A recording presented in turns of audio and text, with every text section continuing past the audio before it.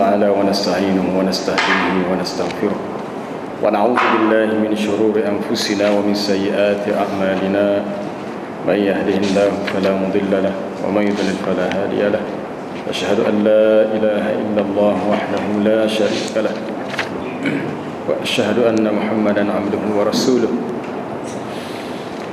اللهم صل وسلم على نبينا محمد وعلى آله وأصحابه ومن تبعهم بإحسان إلى يوم الدين أما بعد.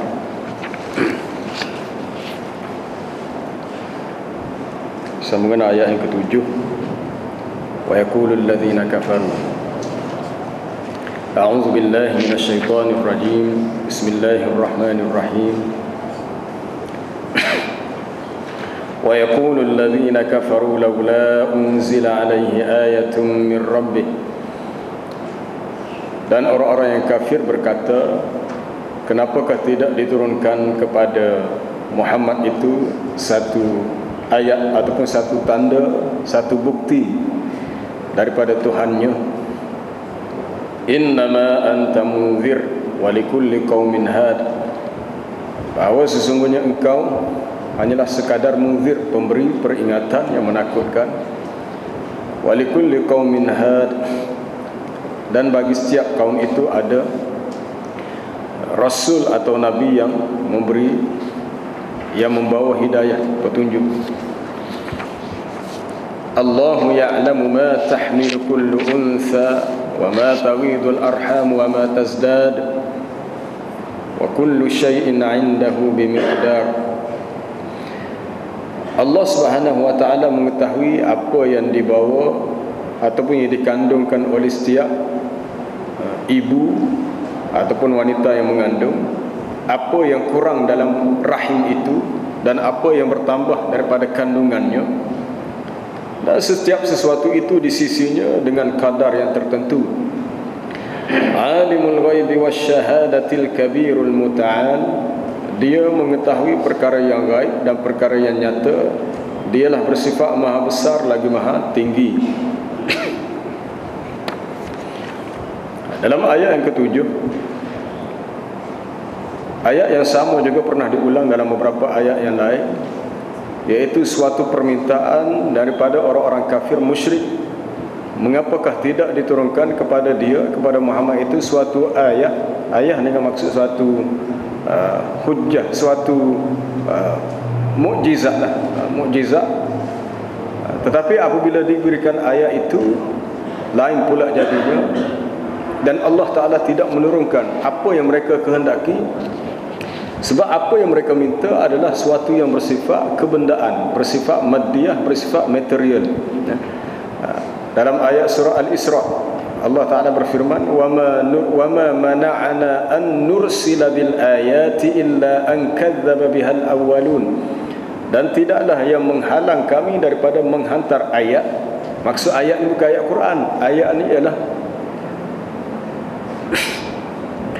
permintaan mereka yang meminta sesuatu yang sebenarnya bukan tugas Rasul. Mereka minta supaya bukit Safa di Mekah bertukar jadi emas. Mereka minta supaya bumi Mekah yang berbukit bukau menjadi rata. Mereka minta supaya apa dia lagi? Supaya di bumi Mekah ni dapat dialirkan sungai-sungai. Dan permintaan itu banyak disebut dalam beberapa surah, seperti di awal surah Al-Furqan ataupun dalam surah Al-Isra. Wa qalu lan nu'mina laka hatta tafjura lana minal ardi yanbu'a. Dan mereka berkata, kami sekali-kali tidak beriman kepadamu ya Muhammad sehingga kamu boleh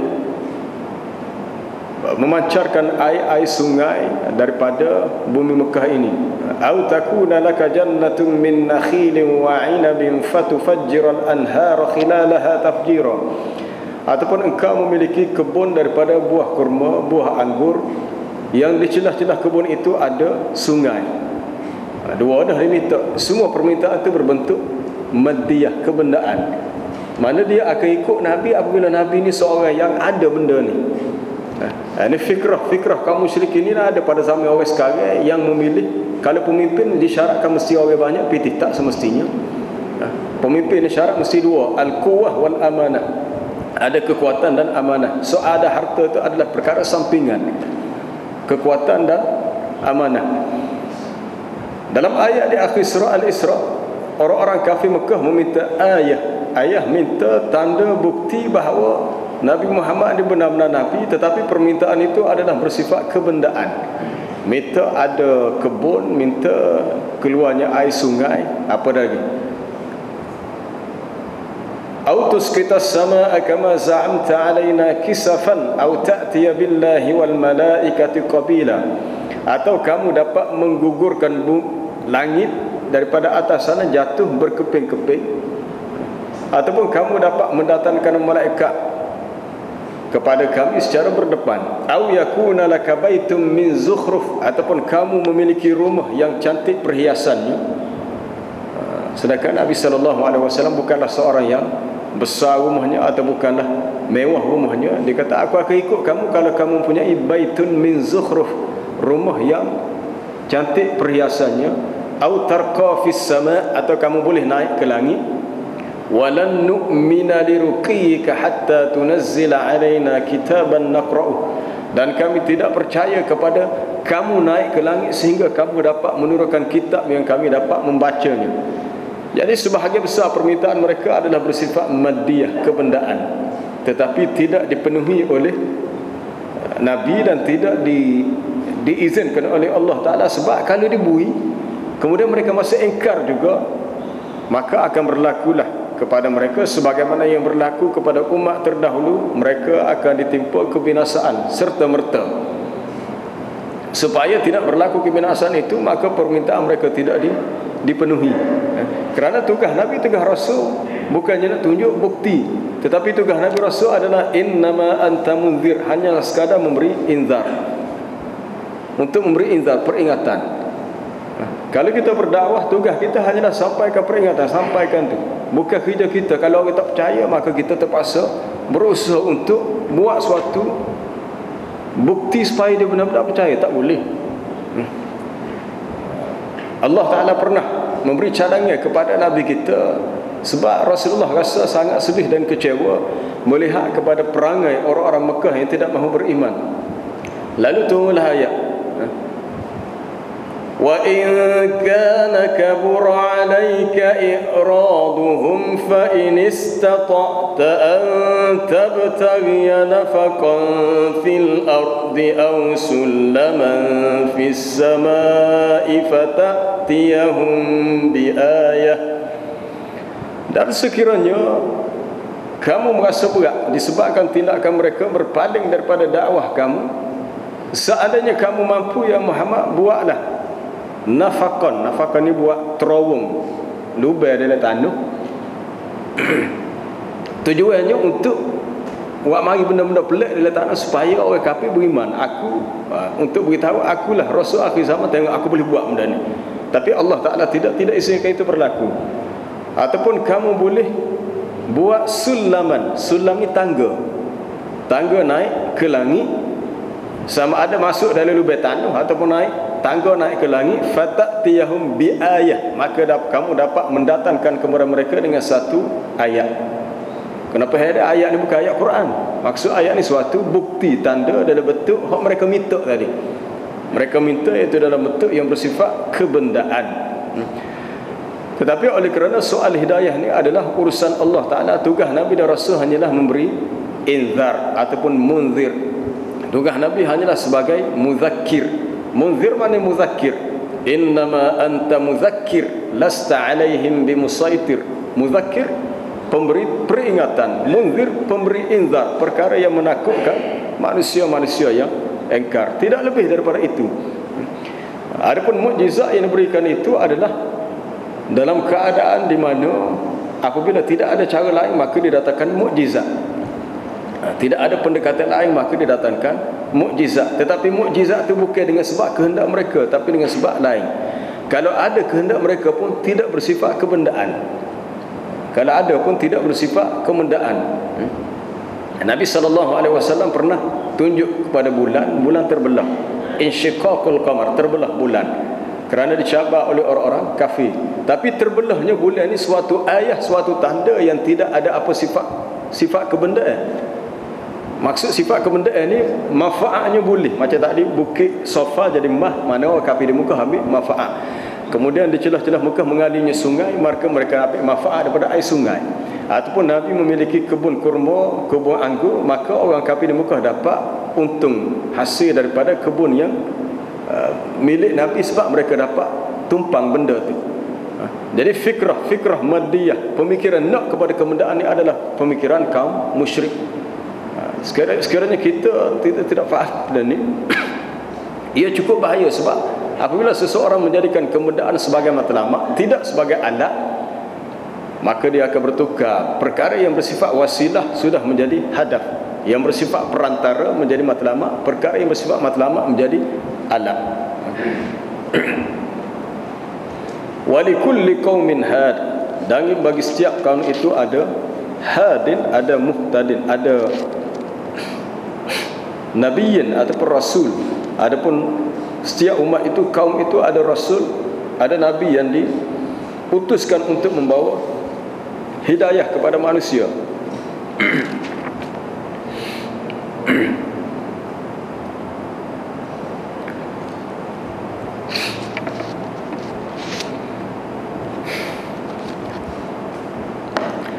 Adapun mukjizat itu ataupun ayah yang mereka minta itu, sebenarnya ia berbeza antara satu nabi dengan yang lain. Kalau di zaman Nabi Musa, tongkatnya bertukar menjadi ular. Nabi Isa alaihissalam diturunkan ma'idatan minas sama', makanan daripada, hidangan makanan daripada langit. Ataupun dia dapat menyembuhkan penyakit sapak, dapat mencelikkan mata orang yang buta. Kemudian dapat ihya'ul mauta, dapat menghidupkan orang yang mati dengan izin Allah. Itu adalah mukjizat yang Allah Ta'ala berikan kepada Rasul terdahulu. Adapun yang diberikan kepada Nabi Muhammad sallallahu alaihi wasallam berbeza pula keadaannya. Sebagai suatu difa', sokongan daripada Allah Ta'ala untuk melawan kerana orang-orang kafir yang ingkar. Allahu ya'lamu ma tahmilu kullu unsa. Kita beralih kepada tajuk yang lain. Ayat yang ke-8 ini masuk tajuk lain, berhubung dengan luasnya ilmu Allah Ta'ala yang mencakupi setiap sesuatu. Allah, dia mengetahui apa yang dibawa, apa yang dikandung oleh kullu unsa, setiap wanita, setiap perempuan, sama ada janin atau anak dalam kandungan itu, zakaran kana au untha, lelaki atau perempuan, sama ada wahidan au muta'addidan, ada satu anak sahaja ataupun berbilang-bilang, yakni kembar, ataupun sifatnya bagaimana, tidak ada sesiapa yang mengetahuinya kecuali Allah. Dan sifat janin, anak yang dikandung oleh seorang ibu itu boleh jadi berlaku pengurangan pada mana-mana sifat, lalu berlakulah kecacatan atau berlaku tazdad, pertambahan sehingga sempurna sifatnya dan cukup tempoh keberadaannya dalam perut ibunya, lalu lahirlah ia ke dunia. Dan setiap sesuatu itu telah Allah Ta'ala tentukan dengan kadarnya. Ini berhubung dengan awal kejadian manusia kepada orang-orang yang tidak beriman kepada agama yang benar, kepada Quran.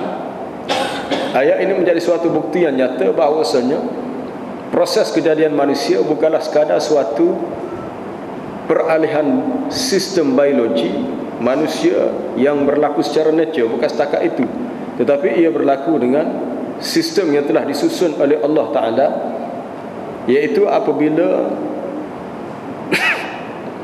benih lelaki dan bersenyawa bercampur dengan benih perempuan, maka dengan izin Allah Ta'ala berlakulah perubahan. Sebab ia bersifat hidup. Ia bersifat hidup. Benih itu sesuatu yang bersifat hidup. Perubahan itu daripada asalnya nutfah menjadi alaqah, daripada setitis air benih, air mani yang sedikit menjadi segumpal darah yang bersifat alaqah ni melekat ataupun bergantung seperti lintah, serupa lintah, alaqah.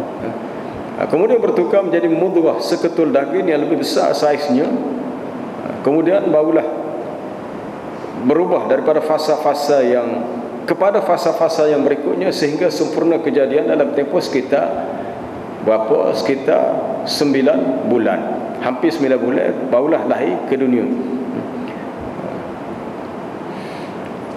Adapun kejadian manusia itu dalam perut ibunya melalui beberapa peringkat. Yakhluqukum fi butuni ummahatikum khalqan min ba'di khalqin fi dhulumatin thalath. Ayat ke-6 daripada surah Az-Zumar. Allah Ta'ala menciptakan kamu dalam perut ibu kamu satu kejadian selepas satu kejadian, satu fasa demi satu fasa berlaku perubahan dalam 3 kegelapan. Dalam 3 kegelapan, kegelapan tempat yang tidak ada cahaya, kegelapan dalam perut, kegelapan dalam rahim. Mana proses kejadian itu berlaku melalui fasa-fasa yang disebut juga adalah hadis riwayat Imam Bukhari dalam sahihnya daripada Abdullah bin Mas'ud, bahawasanya Nabi sallallahu alaihi wasallam bersabda, "Inna ahadakum yujma'u khalquhu fi batni ummihi 40 yawman." Bahawasanya seseorang kamu dihimpunkan kejadiannya dalam perut ibunya selama 40 hari. Selama 40 hari. Kalau kita tengok dalam matan Arba'in Imam Nawawi, hadis ini hadis yang keempat, kalau tak silap hadis ke-4 ke-6 dalam simpunan hadis 40. Dalam matan tu Imam Nawawi meletakkan ada kalimah nutfah. Inna ahadakum yujma'u khalquhu fi batni ummihi 40 yawman nutfatan. Tapi teks yang asal kalau rujuk dalam Sahih Bukhari tak ada. Di sinilah berlaku perbezaan tafsir ulama. Adakah maksud seseorang anak itu ditiup roh dalam perut anak yang dikandung dalam perut ibu itu, ditiup rohnya selepas tempoh berapa? Tempoh 120 hari.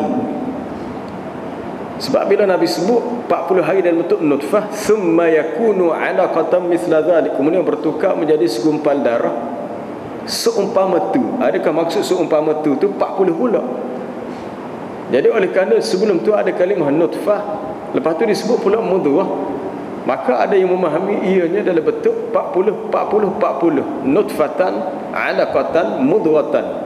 40 dalam bentuk asalnya air benih, kemudian bertukar menjadi seketul apa dia segumpal darah, kemudian menjadi seketul daging. Lepas itulah thumma yursalu ilaihil malak, diutuskan kepadanya malaikat dan diperintahkan malaikat itu bikatbi rizqihi wa ajalihi wa amalihi syaqiyun aw sa'idun. Diperintahkan malaikat untuk ditulis bagi anak itu 4 perkara. Ditulis ajalnya, berapa lama dia duduk atas dunia, bila dia mati, apakah kadar rezekinya, apakah amalannya, adakah dia orang yang bahagia ataupun orang yang celaka. Jadi penambahan kalimah nutfah dalam beberapa teks ataupun matan hadis membawa kepada beberapa perbezaan dari sudut tafsiran, sehingga membawa kepada suatu pandangan ulama mengatakan sekiranya seorang ibu yang mengandung kemudian dia tidak mahukan kandungan itu, kadang-kadang berlaku kandungan yang tidak dirancang, mungkin sudah dibuat perancangan, tapi dengan izin Allah Ta'ala tiba-tiba lekat juga, mengandung juga. Kemudian si isteri ni tak si itu boleh sebab boleh jadi dia rasa dia tak sanggup dah sebab anak ramai dah, boleh jadi dia kurang sihat. Maka perbezaan dua pendapat di kalangan ulama dengan sebab ada kalimah nutfah, satu riwayat tidak ada nutfah, kesannya besar kepada besar dari segi kaedah ulama istinbat hukum. Maka ada yang mengatakan dah, dia kata ada setengah kata kalau lebih daripada apa dia 120 hari. 120 hari maknanya berapa? 4 bulan. Lebih pada 4 bulan. Kalau anak tu sudah melebihi 4 bulan, haram digugurkan. Kalau masih belum sampai 4 bulan, maka dia kata boleh, dengan sebab belum ditiupkan roh. Atas pendapat tadilah. Satu pendapat yang lain mengatakan sama ada cukup 4 bulan atau belum cukup 4 bulan, kedua-duanya adalah haram.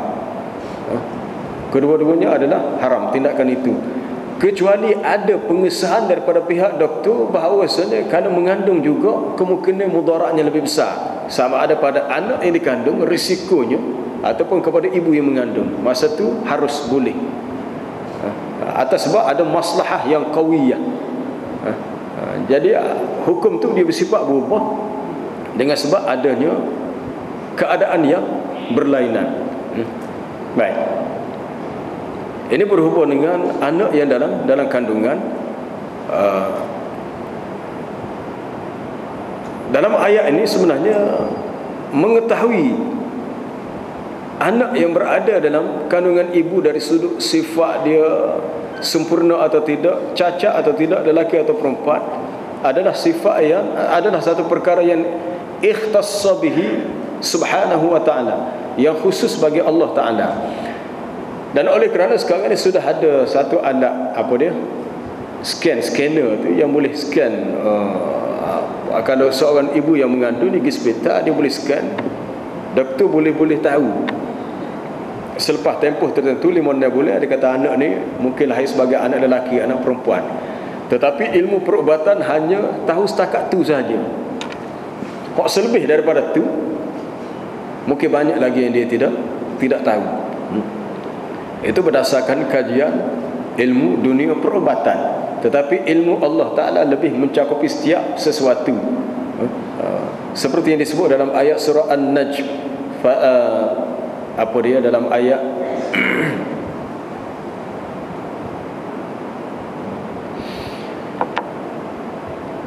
walillahi ma fis samawati wa ma fil ardi liyajziyal ladzina asa'u bima 'amilu wa yajziyal ladzina ahsanu bil husna alladzina yajtanibuna kaba'iral itsmi wal fawahisha illa al-lamam inna rabbaka wasi'ul maghfirah huwa a'lamu bikum. Dia lebih mengetahui tentang diri kamu. Idh ansha'akum minal ard, iaitu ketika dia menjadikan kamu asalnya daripada tanah. Wa id antum ajinnatun fi butuni ummahatikum, dan ketika kamu dalam keadaan janin dalam perut ibu kamu. Boleh rujuk dalam surah An-Najm, wan najmi idza hawa ma dhalla sahibukum wa ma ghawa. Sapalah kepada ayat tadi. Allah Ta'ala lebih mengetahui keadaan kamu ketika kamu dalam bentuk janin. Kenapa dinamakan janin? Ajinnah. Janin, jinnah ni makna yang tersembunyi, tak nampak. Kalau kita melihat apa dia, perut isteri kita yang mengandung, kalau orang lain yang bukan isteri tak boleh tengok. Kalau bini kita sendiri mengandung, kita tengok keluar, nampak perut bulat gitu ya, tapi tak nampak macam mana anak dalam tu. Sebab pandangan mata kita tidak nampak apa yang berada dalam perut. Oleh kerana tak nampak itulah maka dinamakan ajinnah, janin yang terhijab, yang terhalang, yang tersekat. Kenapa dinamakan jin? Makhluk jin itu dengan jin. Qul a'udzu birabbin nas, malikin nas, ilahin nas, min syarril waswasil khannas. Sapalah kepada ayat allazi yuwaswisu fi sudurin nas minal jinnati wan nas. Jin dinamakan jin tu sebab janna ya junnu, makna yang asalnya tak nampak, kerana bersifat terhalang, tersembunyi daripada pandangan kita, tak nampak dia. Sebab tu dinamakan jin. Janin, perkataan janin, anak dalam perut tu, kenapa dinamakan janin? Asalnya bahasa Arab tu, sesuatu yang bersifat ajinnah, yang terhalang daripada pandangan mata melihatnya, tak nampak. Maka Allah Ta'ala mengetahui asal usul daripada start awal lagi kejadian manusia. Allah Ta'ala mengetahuinya. Oleh kerana kamu tidak tahu asal usul kamu ni setara mana, dan Allah Ta'ala saja yang lebih tahu. Fala tuzakku anfusakum, maka janganlah kamu mensucikan diri kamu. Maksud mensuci ini mengatakan kamu orang yang tidak ada dosa, kamulah orang paling baik, kamu gini, tak boleh. Ayat ini menegaskan larangan kita memuji diri sendiri. Tak boleh puji diri sendiri sebab ia salah. Ini cukup salah kalau zaman politik dunia demokrasi ni, apabila ada calon-calon yang dipilih untuk bertanding, maka dia memulakan kempen dia, pilihlah saya mewakili parti-parti sekian, saya lah orang gini-gini. Kalau orang lain tolong kempen bagi dia tak apa, tapi kalau dia kempen diri sendiri, tak boleh. Walaupun dia kata dia berpihak kepada parti yang gini, yang baik untuk memperjuangkan kebenaran gini, Betul lah perjuangan itu, tapi untuk dia melobi di sini tak boleh. Apa tak boleh? Sebab Allah Ta'ala sudah sebut dalam Quran, fala tuzakku anfusakum huwa a'lamu bimanittaqa. Janganlah kamu menganggap diri kamu suci bersih, kerana Allah Ta'ala lebih mengetahui siapakah yang bertakwa. Siapakah yang bertakwa. Sebab asal kita dulu sangatlah lemah dan hina. Asalnya kita, ya. Allah Ta'ala memberi gelaran kepada asal manusia, iaitu air mani benih tu, dengan nama ma'im mahin. Thumma ja'ala naslahu min sulalatin min ma'im mahin. Kemudian dia menjadikan kamu, wahai manusia, daripada saripati air yang sangat hina, daripada air benih yang sangat hina. Kerana asalnya benih itu daripada makanan dan darah kamu. Kemudian Allah Ta'ala menjadikan ia sesuatu yang bersifat hayawiyah, yang boleh hidup. Sebab tu dalam bahasa Arab, sperma tu dipanggil, ialah bahasa Inggeris sebut sperma, dipanggil hayawanat manawiyah, yang maknanya binatang yang hidup dalam, ataupun sperma yang hidup dalam air mani. Dia bersifat hidup, sesuatu yang asalnya adalah hidup dan ada nyawa. Macam mana nyawa, tapi ia menjadi permulaan kepada asal manusia. Adapun nyawa manusia sendiri dihantar malaikat selepas fasa-fasa yang tertentulah, cukup tempoh tertentu, maka diputuskan malaikat untuk ditiupkan roh, sehingga anak yang berada dalam perut itu mula bergerak. Baik, setiap sesuatu itu dengan kadar yang tertentu di sisi Allah. Maksud kadar ni, kadar dari segi bi ajalin musamma, kadar tertentu bi qadarin wahid, la yazidu anhu wa la yanqus, tidak bertambah daripadanya dan tidak berkurangan. Kerana setiap sesuatu itu Allah Ta'ala ciptakan dengan kadarnya. Inna kulla syai'in khalaqnahu bi qadar. Sesungguhnya kami menciptakan setiap sesuatu itu dengan kadarnya, termasuklah manusia. Manusia yang sempurna lahir ke dunia, ada telinga yang boleh digunakan untuk mendengar, ada mata untuk melihat, ada lidah yang kita boleh guna untuk kita merasa makanan, ada peti suara yang kita boleh bercakap, ada lidah yang kita boleh bentuk kalimah, ada apa dia lagi, dua tangan, dua kaki, semua sifat manusia fizikal ni Allah Ta'ala ciptakan dengan kadar tertentu. Ada orang yang dikurangkan kadar dia, maka lahirlah ia dalam keadaan a'raj. A'raj maknanya, bahasa lembut sekarang ni panggil orang yang dikategorikan sebagai OKU, orang kurang upaya. Kurang upaya boleh jadi kurang kat tu, kurang mungkin mata tak nampak, telinga kurang dengar, boleh jadi kaki tak ada sebelah. Itu semua adalah berlaku dengan kehendak Allah. Dan pihak ibu bapa yang menerima anak sebegini hendaklah terima dengan sabar dan dengan seadanya. Dengan seadanya, setiap yang berlaku itu ada hikmah.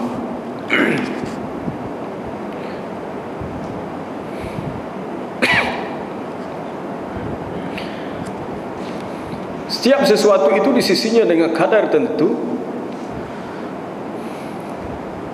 Yang paling utama untuk disebut kadar di sini ialah nyawa. Apabila dijadikan manusia, maka sudah ditulis tempoh berapa lama dia berada di atas muka bumi. 40 tahun, boleh jadi 50 tahun, 60 tahun. Sebab tu kita jangan leka, jangan lalai. Dalam keadaan kita merasai merasai pelbagai nikmat yang kita rasa atas dunia, kita rasa suka, happy, janganlah kita leka, lalai bahawa sampai satu masa kita akan mati. Kita khawatir dan mimpi kita mati dalam keadaan kita tidak bersedia sebab kita lalai. Kita lalai. Minggu lepas masa pertandingan bola sepak, minggu lepas mana di Selangor, di Shah Alam juga, malam tadi pun Shah Alam juga. Minggu lepas mana hak Kelantan lawan siapa minggu lepas, ada seorang penonton Kelantan yang sebelum masa habis itu jatuh di stadium, mati. Kita pun tak tahu adakah dia mati dan keadaan dia ingat kepada Allah atau dia lupa kepada Allah, ataupun dia hanya ingat mesti pasukan aku siapa ni menang. Tapi kalau tengok secara langsung semalam tu, majoriti bila bersorak tu dia nampak fokusnya hanyalah bola. Dia tidak akan ingat kepada subhanallah, Allah tak ingat dia. Kita khawatir dalam keadaan kita gembira suka tu dengan benda-benda sebegini urusan dunia, kita mati masa tu. Kerana sudah tentukan ajal kita di sana, berapa lama tempoh kita. Soal kita berada di mana, itu kita yang memilihnya. Kita berada di masjid ke, kita berada di tempat dalam keadaan kita sedang beribadah, atau kita leka, kita lalai, itu kita yang memilihnya. Tetapi ketentuan ajal bila kita mati dan bagaimana kita mati, bila kita mati Allah Ta'ala tentu dah. Bagaimana kita mati kita sendiri yang menentukan berdasarkan corak kehidupan yang kita pilih. Tapi oleh kerana kita leka, kita lalai, kita tidak berasa bahawasanya dalam keadaan lalai itu bagaimana kalau Allah Ta'ala cabut nyawa kita. Sebab tu kita kena beri peringatan kepada diri sendiri. Semualah termasuk hamba sendiri. Kalau kita berasa terlitah dalam hati nak buat benda yang tak baik, tidak molek, cuba kita ingat, kalau dah masa kita buat tiba-tiba mati kita, na'udzubillah, tiba-tiba kita mati masa tu, kita mati dalam keadaan yang tidak baik. Lepas tu lepas tu kita akan merasa malu pula. Allahu Akbar, alhamdulillah kita masih hidup. Dan kalau kita ada kesedaran, kita kena bertaubat. Semoga kalau ada terlintas untuk buat benda yang tidak baik, ingat kepada mati, menyebabkan kita terhalang daripada melaksanakan niat yang tidak baik. Kerana ketentuan ajal ini telah ditentukan di sisi Allah dengan kehendaknya. Dalam hadis yang sahih daripada Usamah bin Zaid, Usamah memberitahu bahawasanya salah seorang anak perempuan Nabi telah kematian anak lelakinya. Tak pasti disebut siapa siapa ni. Anak perempuan Nabi sama ada kalau tak silap Zainab, anak yang pertama Zainab, yang kematian anak lelakinya. Kemudian apabila sampai berita, lalu dihantar Usamah bin Zaid untuk beritahu Nabi bahawa cucunya daripada anak perempuannya ini telah meninggal. Lalu Rasulullah beritahu, inna lillahi ma akhadha wa lahu ma a'ta wa kullu syai'in 'indahu bi ajalin musamma. Sesungguhnya bagi Allah Ta'ala milik dia apa yang dia ambil, dan untuknya juga apa yang dia beri. Hak dia ambil dengan kita pun hak dia beri kita pun hak dia juga. Kerana setiap sesuatu itu bi ajalin musamma. Jadi hadis ni nak serupa dengan ayat ni, wa kullu syai'in 'indahu bi miqdar wa kullu syai'in 'indahu bi ajalin musamma. Setiap sesuatu itu dengan ajal yang tertentu. Maka suruhlah ia faltasbir wal tahtasib, suruh dia bersabar dan dia menahan diri di atas musibah kematian anaknya. Nabi pesan kepada Usamah untuk beritahu anak perempuannya, kalau tak silap namanya Zainab, di mana Nabi sendiri telah kehilangan salah seorang cucu dia pada hari itu. Cuma tak pasti secara jelas apa dia, siapa dia anaknya itu. Alimul ghaibi wasyahadatil kabirul muta'al. Allah Ta'ala itu bersifat mengetahui perkara yang gaib, perkara yang tersembunyi. Ya'lamu kulla syai'in ghaibin 'anil ibadi la tudrikuhu absaruhum. Dia mengetahui setiap perkara yang gaib. Gaib maksudnya perkara yang di sisi hamba tak nampak, kita manusia tak nampak, tetapi Allah Ta'ala tahu dan dia nampak. Maksud gaib ialah nisbah kepada kita tak nampak, ataupun kita tidak boleh mencapainya dengan sentuhan kita. Keliling kita ni banyak malaikat, ada jin, ada syaitan. Tetapi tidak ada satu di antaranya yang dapat kita sentuh, yang dapat kita lihat, kerana ia bersifat ghaib. Ghaib nisbah pada kita, tapi di sisi Allah Ta'ala dia mengetahui segala-galanya, kerana dia alimul ghaib, maha mengetahui akan perkara yang ghaib itu. Orang-orang beriman Sifat orang beriman adalah orang yang percaya perkara-perkara yang gaib, yang beriman kepada yang gaib. Alladzina yu'minuna bil ghaib wa yuqimuna as-salata wa mimma razaqnahum yunfikun. Orang beriman yang bertakwa adalah orang yang beriman kepada perkara yang gaib, walaupun mereka tak nampak, tak dengar, tak listuh, tapi mereka beriman dengannya. Mereka menunaikan salat dan mereka menafkahkan apa yang kami rezekikan kepada mereka. Sifat Allah Ta'ala, dia mengetahui segala-galanya yang gaib, asy-syahadah, yang nyata, yang terang. Kerana setiap sesuatu ahata bikulli syai'in ilma, dilingkungi oleh ilmunya. Tidak ada sesuatu pun yang terlepas daripada ilmunya. Adapun ilmu kita terbatas dan kita tidak dapat mengetahui tentang zat Allah Ta'ala pun kita tak nak fikir ke mana. Tentang hakikat zat Allah Ta'ala pun kita tak fikir macam mana Allah Ta'ala itu pun tak nak fikir. Kerana kita manusia, wala yuhituna bihi ilma wala yuhituna bi syai'in min ilmihi illa bima syaa. Tidaklah manusia dapat mengetahui akan Allah Ta'ala itu bagaimana kezatnya, kecuali apa-apa yang Allah Ta'ala kehendaki daripada sedikit ilmu. Sikit ilmu kita tahu, selebihnya kita tak tahu. Kerana kemampuan akal kita dan ilmu kita sangat terbatas. Alimul ghaibi wasyahadah, Allah Ta'ala mengetahui perkara yang gaib. Justru itu sesiapa yang takut kepada Tuhan, walaupun berada dalam keadaan gaib, gaib maksudnya dia tidak melihat Allah Ta'ala, dan yang kedua dia tidak dilihat oleh manusia, tetapi dia takut kepada Allah.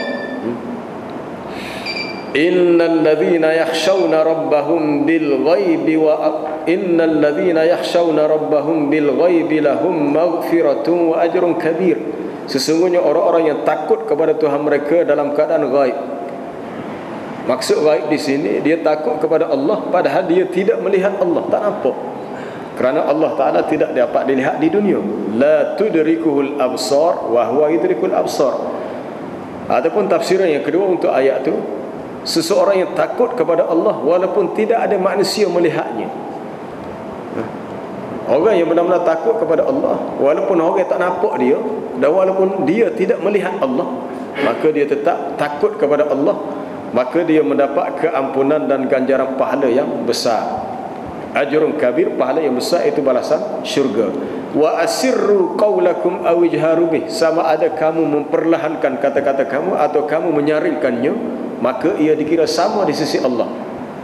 Kali kita kecek bisik, kita dengan orang tu yang dengar, kita dan orang tu yang tahu. Sebab cakap dua orang, Allah Ta'ala tahu, walaupun orang lain tak tahu, tak dengar, tetapi Allah Ta'ala tahu.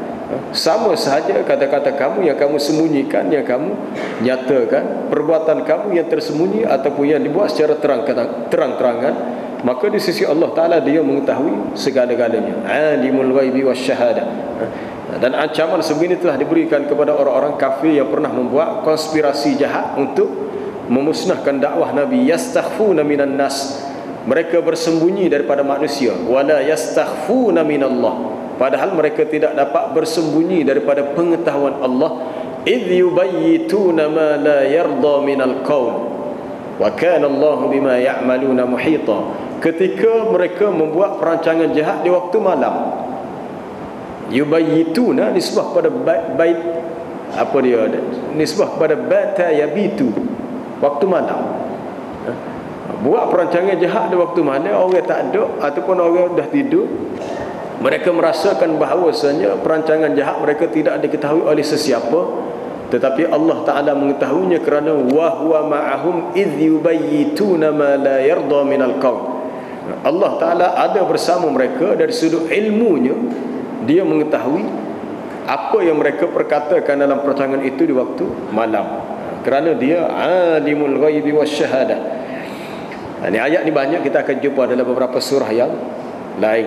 Boleh jumpa dalam surah-surah yang menyentuh tentang sifat-sifat Allah dan nama-namanya. Huwallahu alladzi la ilaha illa huwa alimul ghaibi wasyahadati huwar rahmanur rahim. Huwallahu alladzi la ilaha illa huwal malikul quddus assalamul mu'minul muhaiminul azizul jabbarul mutakabbir subhanallahi amma yusyrikun. huwallahul khaliqul bari'ul musawwir lahul asmaul husna. Salah satu sifat Allah yang dinyatakan di situ, dia adalah Tuhan yang bersifat alimul ghaibi wasyahada. Boleh lihat ayat itu di akhir surah Al-Hashr, dalam surah Al-Hashr. Dia juga bersifat Al-Kabirul Muta'al, maha besar lagi maha tinggi. Ataupun disebut juga dalam ayat lain wahwal aliyul kabir, dialah yang bersifat maha tinggi lagi maha besar. Ini suatu gambaran kepada kesempurnaan Allah Ta'ala, di mana tidak ada yang lain dapat mengatasinya dan tidak ada yang lain dapat menandinginya, kerana segala kehebatan, keagungan adalah miliknya, adalah haknya. Kalau kita suka berfikir tentang makhluk ciptaan Allah, cuba fikir makhluk-makhluk yang hidup.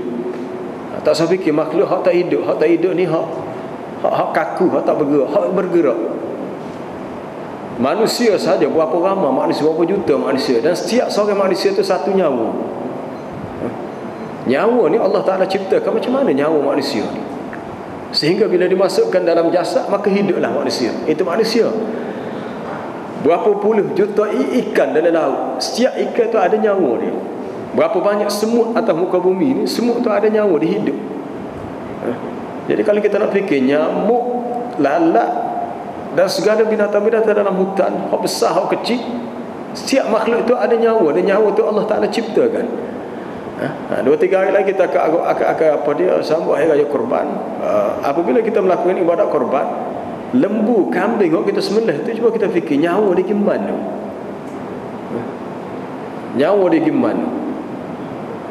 Sesuatu yang memang kita tak boleh nak fikir, kerana setiap kehidupan itu ada ruh. Allah Ta'ala yang menciptakan ruh, dan ruh itu, pengetahuan tentang ruh ni salah satu perkara yang disebut dari hadis Nabi, apa yang ma'istasarahullahu fi ilmihi indahu, apa yang Allah Ta'ala simpan dalam ilmunya, pada ilmunya, di sisinya, yang kita tak tahu, yang tidak ada pada kita, menggambarkan ketinggian, kebesaran, keagungan Allah Ta'ala dari sudut kekuasaannya. Apabila kita tak tahu, maka tidak perlulah untuk kita mengetahui perkara yang kita tidak ditaklifkan untuk mengetahuinya. Ini timbul persoalan ni sebab ada sebelum ni pernah berlaku orang kerja dia sembelih lembu, tukang jembelih. Dia kata, kita ada sembelih lembu ni, Tuhan kita mana nyawa? Dia persoal, kata benda tu tak perlu kita soal sebab bukan usaha kita. Ini persoalan begini, persoalan yang tidak perlu kepada jawapan untuk dijawab, kerana tidak ada dalam nas Quran yang beritahu bila matinya sesuatu makhluk ke mana ia pergi, terutamanya makhluk sebuah binatang. Tak ada gimana dia.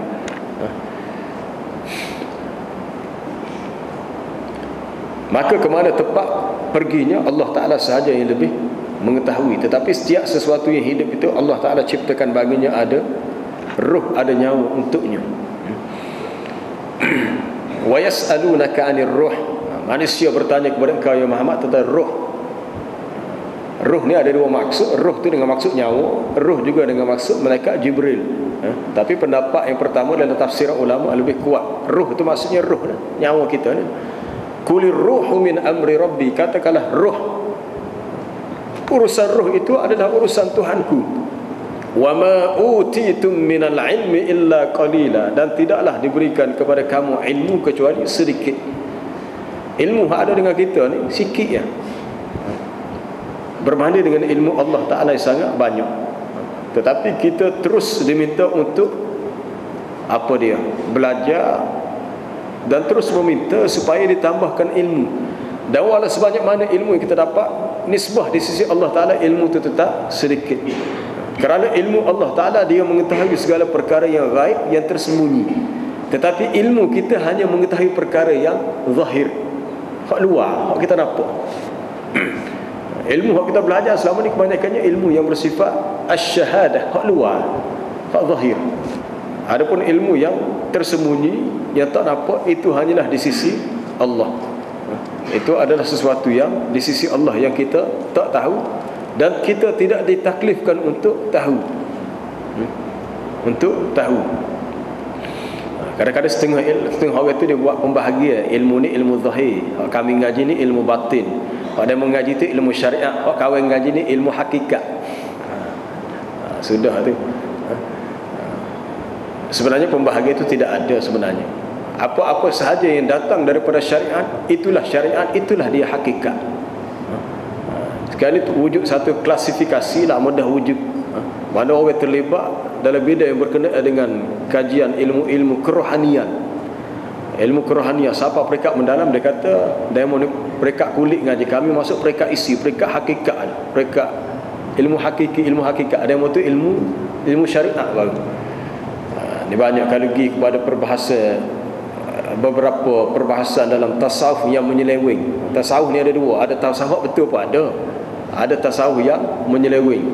Sesiapa yang berminat untuk terlibat secara serius dalam bidang tasawuf tarekat, kena berhati-hati. Nasihat amu kena berhati-hati, sebab dalam banyak-banyak cabang ilmu Islam yang paling banyak berlaku penyelewengan ialah ilmu tasawuf. Bukan bermakna tasawuf itu salah, tak salah. Memang tak salah sebab dia berkenaan dengan akhlak. Tapi sejarah membuktikan inilah cabang ilmu yang paling banyak berlaku penyelewengan. Yang paling jelas dan ketara ialah terdapat banyak unsur-unsur Syiah. Unsur Syiah dalam ilmu tasawuf memang banyak berlaku. Dan memang diketahui, sebab tu sebahagian besar orang-orang tasawuf percaya Nabi Khidir masih hidup. Masih hidup, masih ada. Tetapi pendapat yang rajih, yang lebih kuat di sisi seluruh ulama, Khidir sudah tidak ada. Tapi alasan tak adilah, dia kata kami makam ilmu hakikat, dan mau mengaji itu ilmu syariat. Maka yang sebenarnya apa-apa yang datang daripada Nabi SAW, semuanya adalah ilmu, itu adalah hakikat daripada Allah. Hak lebih-lebih hak kita tak tahu itu bukan perbahasa kita. Itu bukan perbahasa kita. Kita tidak boleh nak mentakwil, nak mengkiaskan perbuatan kita dengan apa yang berlaku di kalangan Nabi. Nak banding, kalau bab semelih nak banding. Kita bimbang mungkin suatu hari nanti ada orang mendakwa dia telah sampai kepada makam wali yang tinggi sebab banyak beribadat, banyak berzikir, banyak sembahyang sunnah. Lalu dia kata dalam mimpi dia telah bermimpi dia semelih anak saudara dia. Lalu dia kata ini wahyu daripada Tuhan ni. Pula dah. Dia menganggap dia terima wahyu ataupun ilham lah. Dia kata ini ilham daripada Tuhan. Dia kata apa salahnya dia melaksanakan mimpi dia, sedangkan Nabi Ibrahim pun bermimpi sembelih anak dia. Dia nak pergi je mudah-mudah mula buana dia. Kalau berlaku berhati-hati, ini dia antara punca berlaku penyelewengan dalam kehidupan umat Islam apabila mimpi dijadikan sandaran dalam hukum. Mimpi itu kena hukum. Ada yang benar, ada yang salah. Kalau benar, tapi tidak semua mimpi itu benar. Dan mimpi tidak boleh jadikan sumber dalam hukum. Kadang-kadang setengah orang itu dia tak boleh. Kalau kita terima, kita kata ulama sebut begini tafsir ayat ni, hadis ni ada sanad. Dia mau ambil hadis ada sanad, kawin tak ada sanad, kawin ambil daripada mimpi. Sudah. Siapa tegur demo? Tegur ialah dia kata ada dalam mimpi, saya terima terus daripada Allah Taala. Kalau jumpa orang macam ni, kita kena beringatlah, kena berhati-hati, jangan mudah terpedaya. Sebab banyak berlaku tempat kita. Perhatilah mana-mana muncul ajaran sesat banyak kini. Kini banyak berlaku di tempat kita. Mungkin keberlaku jumpa dah, tapi kali 20 tahun 30 tahun lepas banyak. Apa dia pasimah tu hasil anak rima dah kali dulu. Ajaran Laksamana dah, ajaran Ayah Peng lah apa dia lagi. Dulu tahun 94 pihak kerajaan mengharamkan Jemaah Al-Arqam. Dia ada benda-benda macam ni ada. Lebih kuat supon ni. Memang dia akui memang ada. Apabila agama diamalkan tidak berpijak kepada dasar ilmu, kita nak mendakwa kita tahu perkara gaib, tak boleh. Sebab yang mengetahui perkara gaib asalnya Allah. Kerana Allah Ta'ala alimul ghaibi wasyahadah. Sila rujuk dalam ayat surah Al-Jin. Dalam surah Al-Jin, tidak ada sesiapa pun yang tahu perkara gaib, wala yuzhiru ala ghaibihi ahada. Allah Ta'ala tidak menampakkan perkara gaib kepada sesiapa pun di kalangan makhluknya, illa man irtada mir rasulin, kecuali sesiapa yang dia redai di kalangan rasulnya, sesiapa yang dia kehendaki di kalangan rasulnya. Kalau kita manusia biasa nak dakwah, kita tahu-tahu tak boleh. Jadi dia panggil ilmu al-kahana, ilmu dalam mendakwa tahu perkara gaib. Berhati-hati kalau kita jumpa orang yang dia kata kalau buat sembahyang hajat 2 rakaat dia nampak mutu kita hilang di mana. Contoh ada memang ada lah maksud ni contoh ada dah. Sahulah dia. Orang pun jumpa dia terus tengok agak dia kata kereta hamba kena curi kemarin. Ataupun kita ada tu dekat buat sembahyang hajat tengok dia buat sembahyang hajat. Kita pun percayalah sebab biasanya orang gini baguslah dengan jubah labuhnya sebelah besarnya, siap wasbah 2-3 putih wasbah dan sejadah. Kita kata orang alim ni orang soleh ni. Dia buat sembahyang hajat dia kata Tuhan bagi ilmu dia nampak gini-gini. Jangan mudah percaya. Sebab perkara ini tidak pernah berlaku pada zaman Nabi sallallahu alaihi wasallam. Sedangkan sahabat ni ada seorang bagi hak ilah, tidak ada seorang sahabat pun mai jumpa Nabi, ya Rasulullah, tolong gak sembahyang hajat bagi aku ilah di mana, tak ada. Tidak pernah sahabat buat. Maknanya perkara itu tidak perlu. Sama ada kita sendiri yang buat sembahyang hajat minta, ya Allah kalau ada rezeki mintalah bagi ilah tu jumpa semula. Kalau tak ada anggap Tuhan nak kifarat dosa kita hingga rezeki ditarik balik. Habis selesai. Tak perlu kita nak jumpa orang yang mendakwa boleh tahu perkara baik. Lalu dia pun tilik-tilik ada di situ, ada di sini. Kadang-kadang orang yang buat ni orang yang tak pernah tinggal masjid. Kalau orang tak pergi masjid tak apa, kita kata tak ada ilmu. Tapi orang yang kita meletakkan pergantungan kepada makhluk lebih daripada pergantungan kita kepada Allah. Sebab tu Piramli buat cerita kepada dia. Nuju Pak Belanda tu. Nuju Pak Belanda nak menggambarkan cara berfikir orang Melayu ni, percaya kepada orang yang boleh royak benda hilang tu duk mana. Maka dalam ajaran Islam tidak ada siapa yang mengetahuinya kerana kull la ya'lamu man fis samawati wal ardil ghaiba illallah. Katakanlah tidak ada sesiapa pun yang di langit yang di bumi tahu perkara gaib kecuali Allah. Tidak ada sesiapa pun man fis samawati wal ardi kull la ya'lamu man fis samawati wal ardil ghaiba illallah wa ma yash'uruna ayyana yub'atsun. Katakanlah tidak ada sesiapa pun baik yang berada di langit ni malaikatlah ataupun manusia di atas muka bumi yang tahu perkara gaib kecuali Allah. Kalau seseorang mendakwa dia mengetahui perkara gaib, kita nak cerita ke mana berat. Memang berat. Bermakna dia mendakwa dia memiliki ilmu yang setaraf dengan Allah Ta'ala. Kalau ada sesiapa yang cuba buat ramalan, dia kata kiamat akan berlaku tahun sekian. Tak boleh. Ini suatu perkara yang boleh merosakkan akidah. Meramalkan bahawa kiamat akan berlaku, tak boleh. Sebab nas Quran dengan jelas menyebut yas'alunaka 'anis sa'ati ayyana mursaha qul innama 'ilmuha 'inda rabbi la yujalliha liwaqtiha illa hu. Mereka bertanya kepada engkau ya Muhammad tentang kiamat bilakah berlaku, maka katakanlah ilmu tentang kiamat itu hanya di sisi Tuhanku, tidak ada yang mengetahuinya kecuali dia. Jadi kalau sesiapa yang mendakwa dia tahu bila kiamat, ini sudah pergi kepada kes akidah. InsyaAllah kita sambung semula. Minggu depan kita bercuti lah, sebab minggu depan rasa masih ada gaya lagi. Jumaat 1 Ahad minggu depan tu gaya ketiga. Gaya ketiga tak habis lagi hari tasyrik. 2 minggu lagi lah. Minggu depan tak ada, 2 minggu lagi. Cuti minggu depan untuk hari raya. Subhanakallah bihamdika asyhadu an la ilaha illa anta astaghfiruka wa atubu ilaik. Wal 'asri innal insana lafi khusr illa alladhina amanu wa 'amilus salihati wa tawassaw bil haqqi wa tawassaw